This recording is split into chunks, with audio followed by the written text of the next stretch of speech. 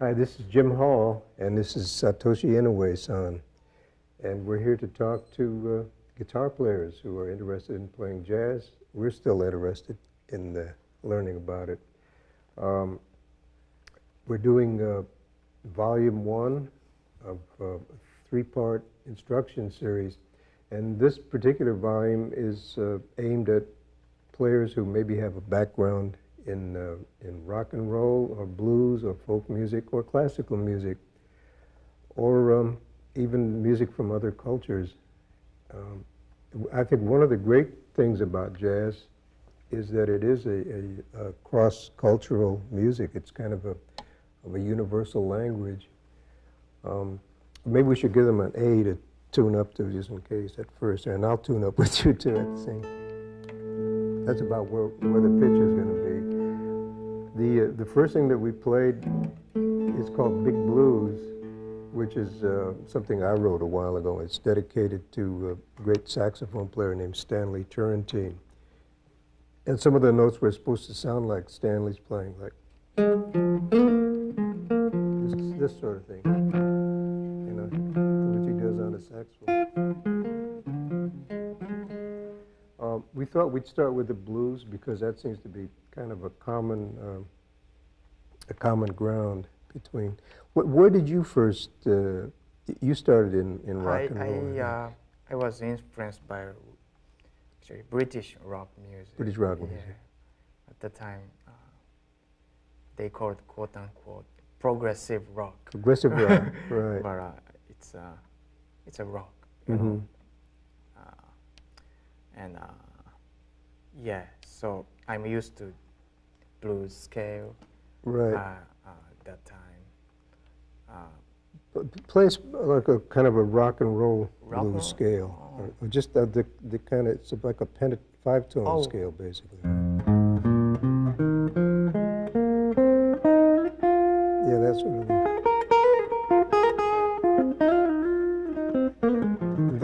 There's pentatonic scales in Japanese music too, I think, right? I think so. You think so? You should find out. That blues, the particular blues, has a kind of a simple motive to it, which is just. And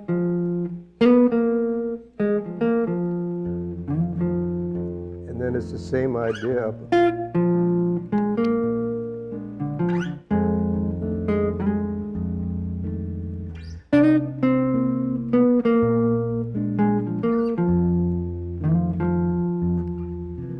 We thought it might be fun to see how, even if I just pared that down to the first motive, and we played the same motive over those three basic chords. The three basic chords being the F7th, right?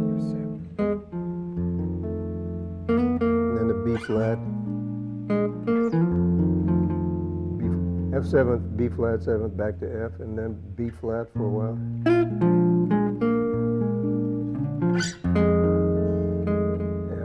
He's playing a major third. He's playing, Satoshi's playing an A natural, and I'm playing that, it's called a blues note there. And then a C7, and then a B flat 7. So that's practically a pentatonic scale. Plus this. Oh, you're right, yeah. What do you call this? I guess you'd call that a blues note, or you can get that by bending the string. Yeah, we won't talk a whole lot about technical stuff too much, like how to hold the head, because Satoshi plays the guitar quite differently from the way I do. Technically, he holds it differently, and his hand is. You tend to play a little bit more above the strings, I think, than I do. My hand tends to get down in this position a bit. George Benson plays that way. Yeah. I think I pull down on the strings a little more than you do, maybe. Anyway, let's try that same progression, and instead of me, what I did with the motive was I did this thing, then I just opened it up, and then as an answer, because I feel that the blues is really a kind of a story with two questions and an answer. Then the answer, that sort of thing. So let's just do it with the first part of that part, and I'll play the same motive, and you'll see how it sounds different over those three chords. 2, 1, 2, 3, 4. Keep it the same.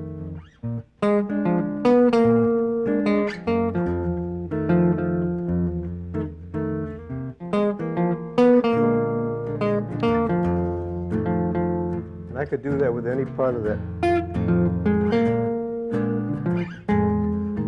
That's the second phrase I'm playing now.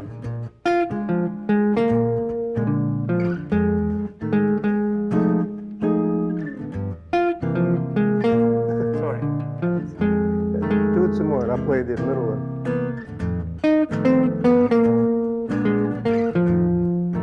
That's the middle motive.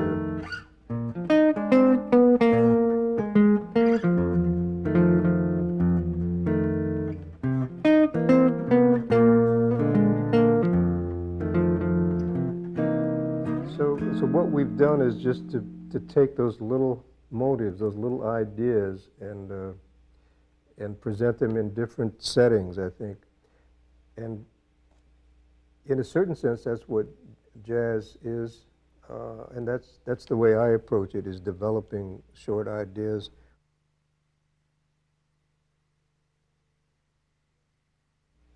What was the first jazz music that you heard? Well, I guess that was, I think Wes Montgomery. Yeah. Friends introduced me a record called Boss Guitar. Boss Guitar of Wes Montgomery, yeah, And, that's great. Also, my guitar teacher then told me get the Jim Hall's. Get Jim Hall. Jim Hall's first record and Alone Together, because 2 records is very good. The Alone Together was Ron Carter. with Ron Carter. Yeah. Right. And the first one, the jazz guitar? Yeah. Oh, you have that? Yes, I do. Wow. Yeah, that was my very first record. The first album I did is called Jim Hall Jazz Guitar, with Red Mitchell on bass and Carl Perkins on piano. That's nice. The first jazz guitar that I heard was Charlie Christian on a record with Benny Goodman. It was a Benny Goodman sextet, and it was Charlie Christian. And I never got to see him play. He died really young. But that was a big influence on my life. It seems that, first of all, for me, learning about jazz is a lifetime process. I mean, I'm sure you do the same thing. I still work on it every day. I listen to music all the time. I listen to all kinds of music. But I think that the process, in order to learn it, like if I were to learn Japanese, which would be incredibly difficult for me, I would probably have to live in Japan for a while and really practice and hear it all the time. And that's what it was like for me learning jazz. Even though I lived in America, I had to listen a lot, and I'm sure you have too. So. Yes, being in New York gives me It's a help. lots of a chance to listen to great players. Yeah. Jazz dialect, which you call. Right, the jazz. Yeah. Jazz language of jazz. Yeah. Yeah, it does take a lot. And also, if I were to learn rock and roll, I guess I would have to change my hair and listen to a lot of rock and roll for a while. So for me, as I said a little earlier, this has been a kind of a lifelong process, and I still work at it every day, and it's great for me in so many ways because I travel a lot, and I find people all over the world, in Japan, in Europe, in South America, who play jazz music, and and I can play music with people that I can't even talk to. Language. Right, so the language isn't any problem. also it keeps changing. Your playing keeps changing with you. Don't you find that? I think so. Yeah. Is it? Somehow, I hope so too. Yeah, right, yeah. I'm sure your experience of being in New York has changed your playing a lot, right? I think so. Yeah. So it's kind of a record of your personal growth, I think, you know, as well as a musical thing. It's a personal thing. It's like, it's similar to if you have a child and you want to see how the child grows and you draw a line at the top of the kid's head on the wall, right? And then in 2 years he's up and then he's further up. So it's a combination of fun and seriousness and lots of listening, I think. So it's work, but it's the kind of work that's really enjoyable, and it goes on forever.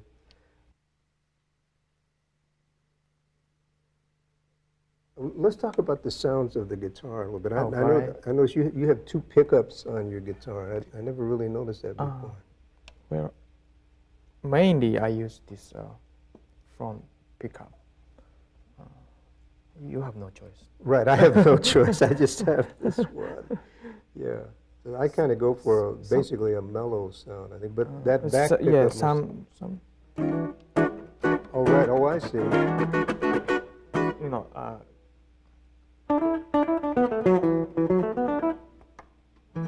oh, I see, right. narrow? Yeah. And then what about, depending on where you play the guitar with your right hand, the picking, I mean. Oh, picking?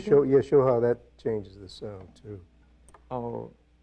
Depending on how close to the bridge you play. Oh, I see. Oh,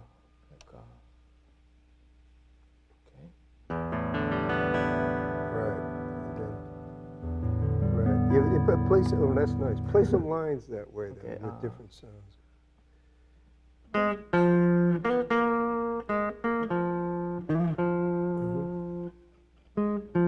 Right, yeah.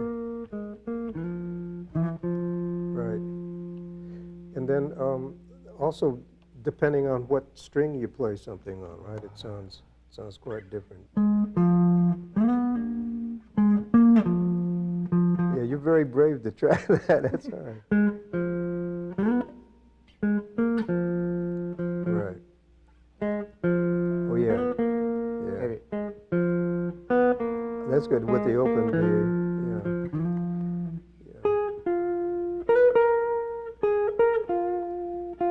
Right. So this A flat and this one and this one and this one, each has a different sound from the other. And I think that's good to explore.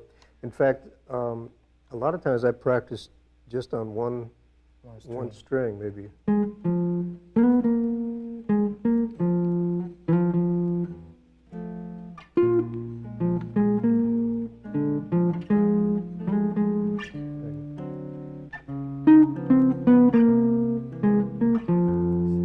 And maybe 2 strings.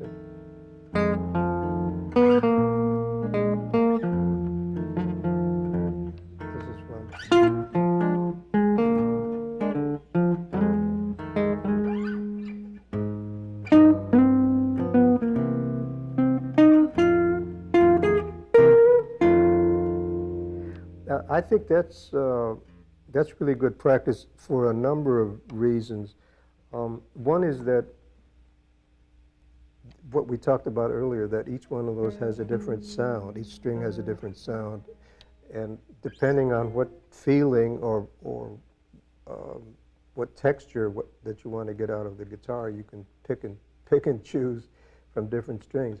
Also, I think more important is that it helps you, by practicing on 1 string or 2 strings or whatever, it helps you to really start to hear the instrument, which is so important because jazz music, all improvised music, depends on hearing something and then playing it instantly. So the more control you have over what sound comes out, the better. If you're having to guess about what sound you're going to get, then you're in trouble right away.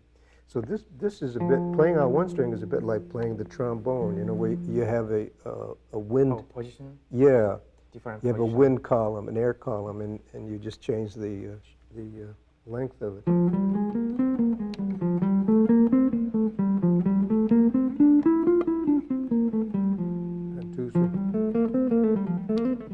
And an interesting thing happens if you play just on one string for a while, you feel limited. But then if you just add one more string, it's like freedom. You're really lots of freedom. You're right. You have a lot of freedom to go.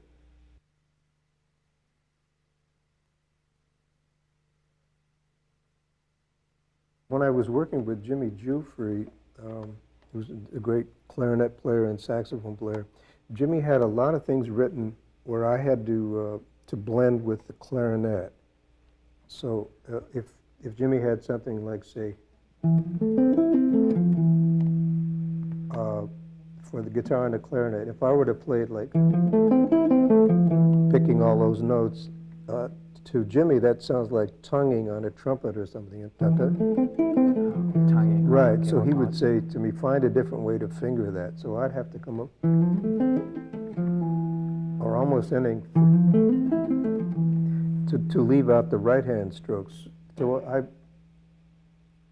I worked on that quite a bit over the years, and I do a lot of slurring with the left hand. And the right hand is kind of playing like what's called sweep picking nowadays, I guess, you know. Let's see what.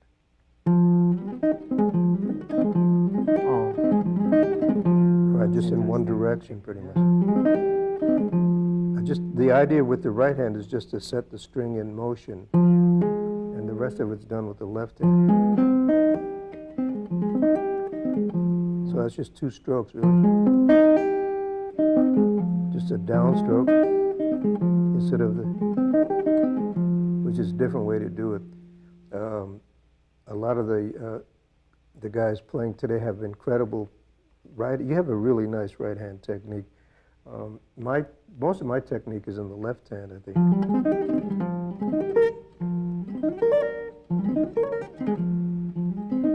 That's almost nothing with this hand. It's all with the left hand.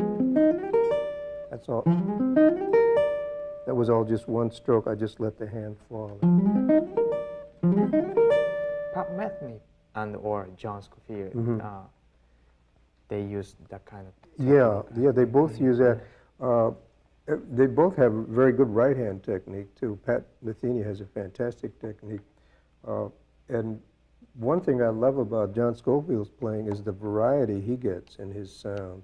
But I think sometimes he pinches the strings, and sometimes he plays down here, and sometimes up here. Oh, variety in the sound. Variety of sound, right. But a lot of what I do is based on left-hand technique.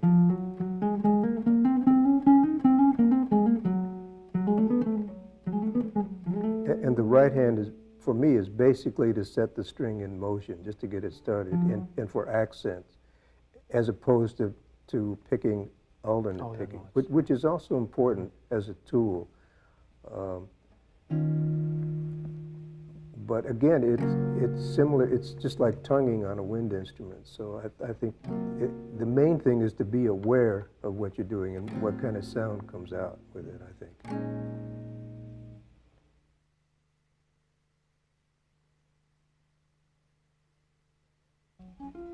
I think dynamics. Dynamics. You're talking about loud and soft and thick and thin and all those things. Yeah. I really think they're very important attention-keeping devices, for one thing, because, for instance, everything on a high string would get boring. I think that's the secret, is that things get boring if they don't change. So maybe dynamics within a phrase.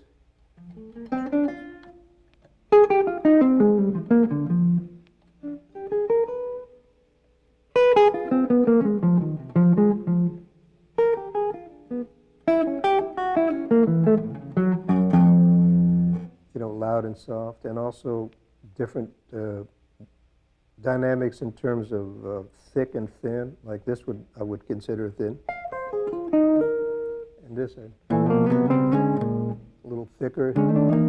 So I work with all those elements, again, the same way that a painter might, with different colors and different shades.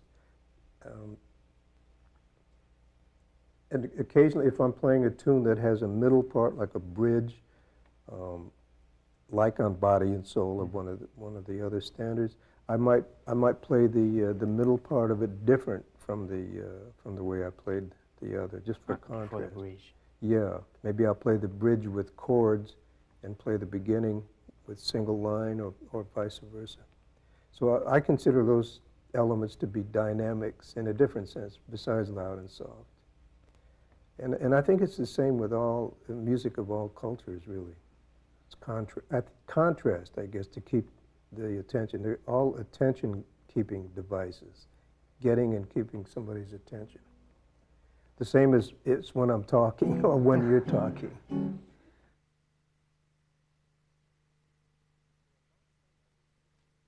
For a long time, I resisted using any foot pedals because I thought of them as kind of gimmicks.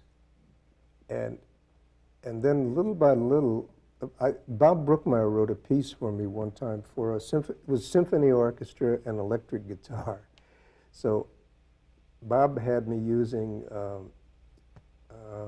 chorus foot pedal, a distortion foot pedal, and a wah-wah pedal, I think. Maybe 4. Oh. But so I was dancing all over like Fred Astaire.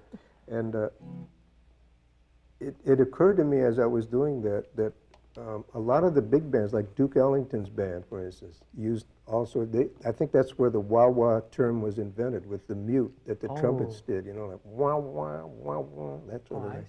So, so my excuse for using foot pedals, if I need one, is that it has to do with orchestration for me. And I try to use them in the way that an orchestrator would, and I try not to overuse them. Because I think if you play with the foot pedal on all the time, then you've spoiled the whole effect. Then it sounds common. Another thing that happens, I think a positive thing with foot pedals, is that it sort of throws your mind into a different frame of mind. Different frame of mind, right? And you start thinking differently. I use the chorus pedal a little bit on that. Right, this one. I used that earlier on when we were playing that thing in G minor. It gives it a little bit of a distance effect. That's with it on, and this is with it off.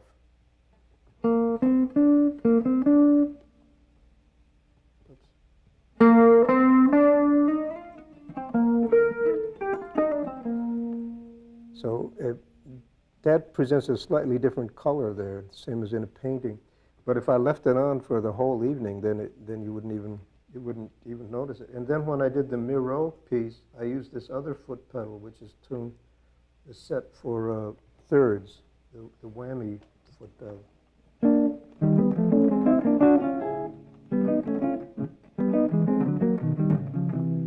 So I would just use that for certain effects, or if I want a real dissonant effect.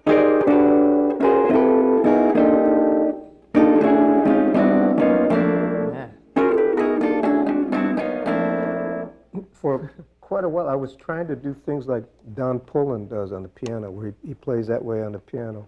And I was getting him almost hurting myself. And it got dangerous. So Larry Goldings, my piano player, said I should get a foot pedal, which does it for me. It's just much easier. So it's a little bit of a lazy way out. But also it has kind of a mysterious effect, I think.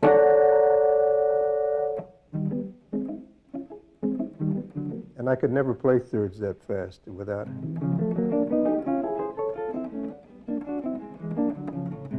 Unless you had a 12-string guitar. So that's my reason, my excuse for using foot pedals.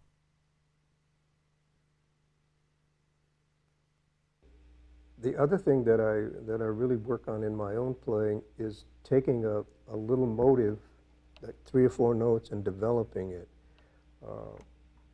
So if we were to, let's see, if I were to play on this blues again, maybe, and just use that note.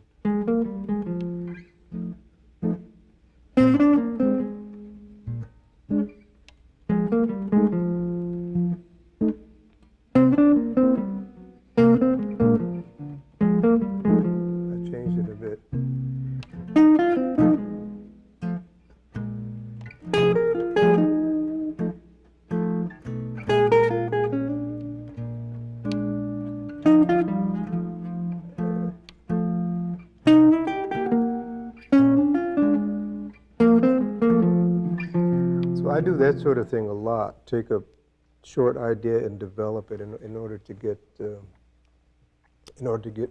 more control over the. Which makes your solo memorable. I think, to yeah, the audience. yeah, and by working on with material that you've invented yourself like that on a spur of the moment, it makes each solo a little different and, as you said, memorable. And if I were to play, say, a standard ballad, like that thing that we talked about earlier, which is it's similar to the chords to I Should Care. Maybe in E flat we could play a ballad that way. I would play that quite differently, but I'll do the same thing with developing the motive if I can. About 1, 2, 3, 4.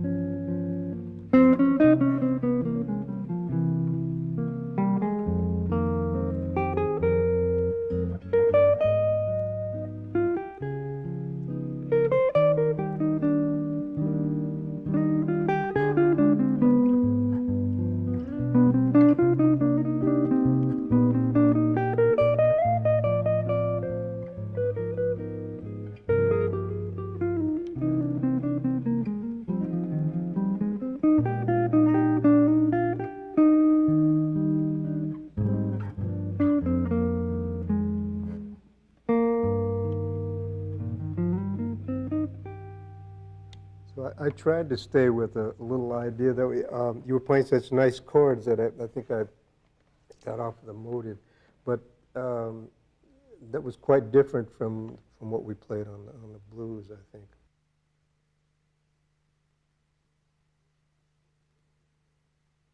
I think one of the really important things in jazz music, any music, and probably in all of life, really is to have some direction, some kind of rhythm and arrival points. And I think that's what chord progressions are all about, like 2, 2, 5, 1 has a direction, and right, like an upbeat and a downbeat. Same as the pulse in the body has it. Yeah, right, like an in and out and up and down. I think that's all related, and the same that applies to playing a line in music.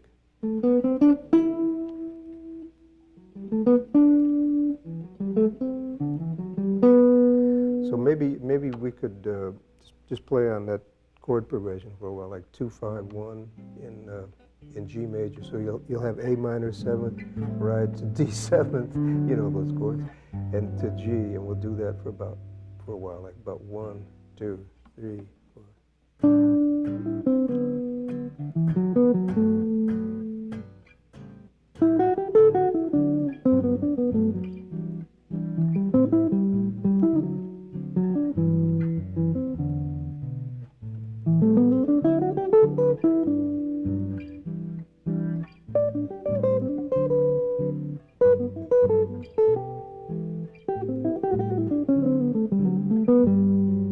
Some direction in.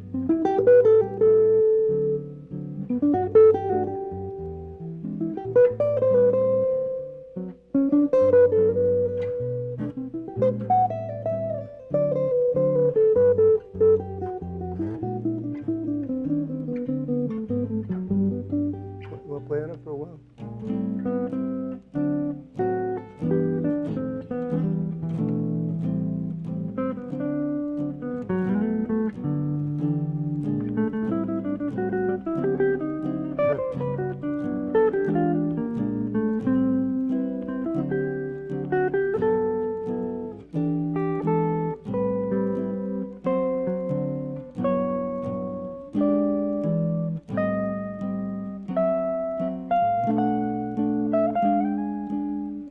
Take it out.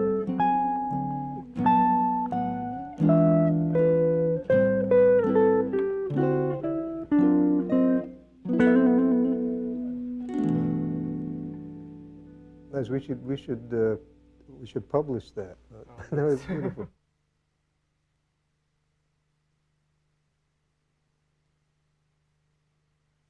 Is transcribing is important to the guitar student?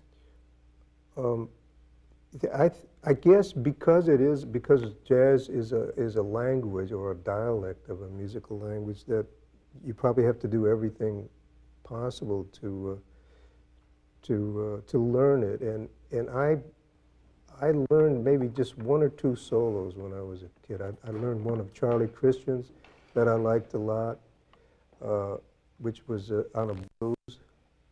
And I learned, I think, 1 solo of Barney Kessel's.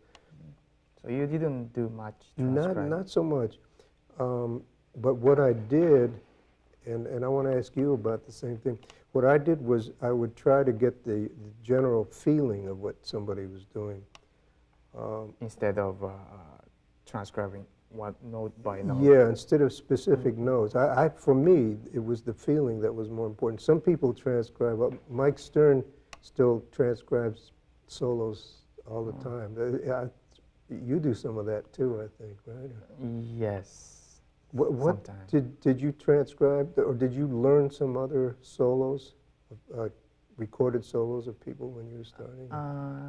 Yes, I transcribed your solo. Okay, you owe me a dinner. I don't have an answer about transcribing, but somebody told me transcribing, but you don't have to write on a paper. Or somebody told me you have to write on a paper. I think it depends on the person. You know. What do you think about it? I'm maybe too lazy to write things down, but I like the one of Charlie Christian that I remember. It was so clear. It was a blues in F again, same key that we played in earlier. But it's on record called Grand Slam with the Benny Goodman Sextet, and Charlie plays.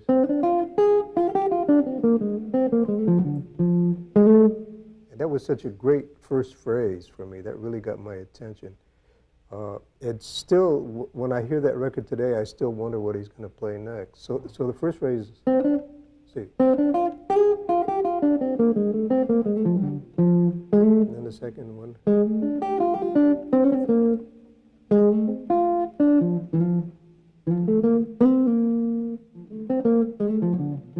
And then the next chorus starts like.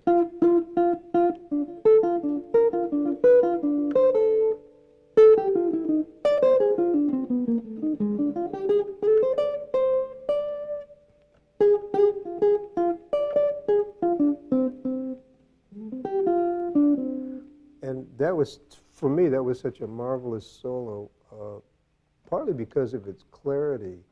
That first phrase.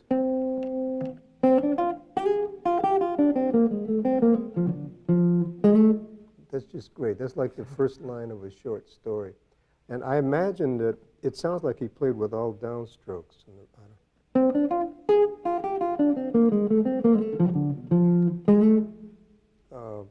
I never saw him play, as I said. But I mentioned that it reminds me of writing, like short story writing in a way, because it's so clear.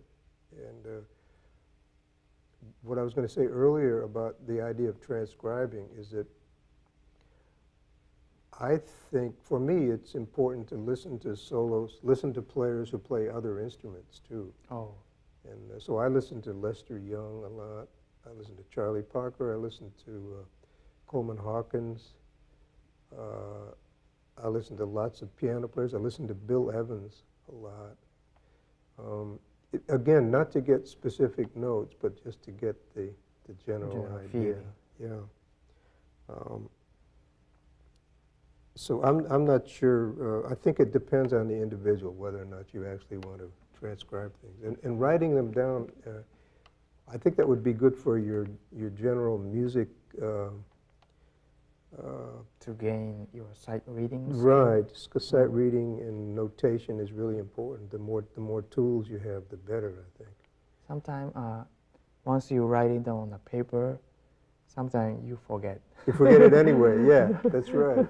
Oh, I write it down, and job was done. Yeah, right. Then you forget. That's interesting. Yeah. It's like then it's over. Yeah. Sometimes, I think memorize a solo is maybe important. I find that for me that would be more important than writing it down, except as a record of it, a recording of it. Another thing that I'm interested in, and I use a lot, is I like to get the idea of what the song is about that I'm improvising on. And if it's a ballad, I like to know what, if I don't know the exact words, I like to know what the words are about anyway. I think Lester Young was very interested in words, and so is Sonny Rollins. When I worked with Sonny, he would hear something maybe that Frank Sinatra had sung. He'd hear it on the radio, and so that we'd start playing that tune. But with that version of it in mind, with Sinatra's version. So I find that that's really important. So maybe we can sum this thing up a bit and then end with. How about the? You think listening to only the guitarist would not be appropriate for those who the guitarist who wants to have own style. Oh, their own, yeah, right. Well, again, voice, right. It's just, this is just my personal feeling on it. But for me, the beautiful thing about jazz music is that it allows you to find your own voice, your own way of saying things. Classical music, I imagine, is more limited in that the notes are pretty much set, although the ways of interpreting them vary a lot. But But the great thing about jazz for me is that it can really be yours. It can be Satoshi Inoue, and doesn't have to be me or Charlie Christian.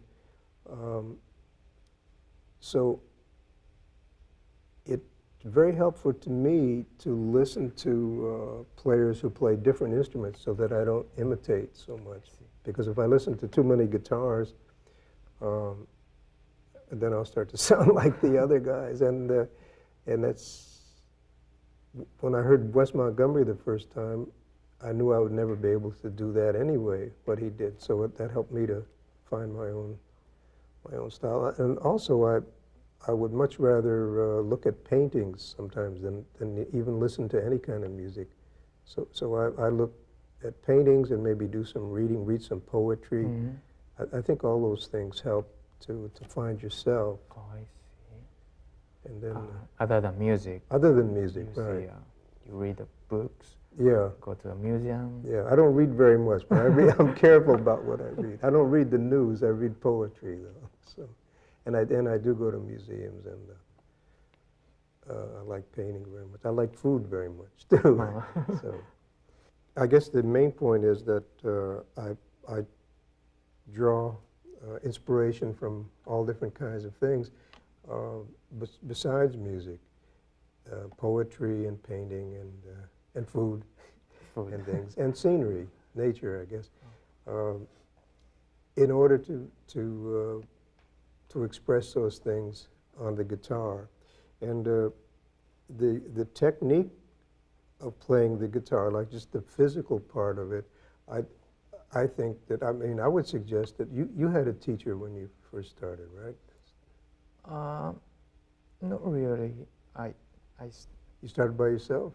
I was watching a TV. There was a program for... A learning program? Yeah, learning program. Uh-huh.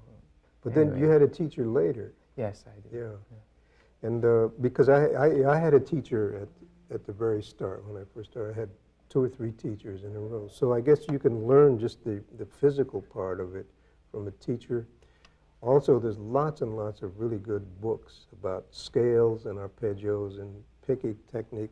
So what we've been talking about is a little more general and a little more just associated with music itself, as opposed to the technique of the guitar. For me, the things that I practice have to do with specific things that I'm working on personally. Maybe there's a song that I'm playing at work that I'm having trouble with, so I'll practice that and that sort of thing. But I do practice, I shouldn't say constantly, but almost constantly. And if I don't practice for a couple of days, my hand starts to feel terrible. And we're going to finish this first volume of the teaching videos with a piece that's dedicated to my friend, the cartoonist Gary Larson, and it's called Whistle Stop.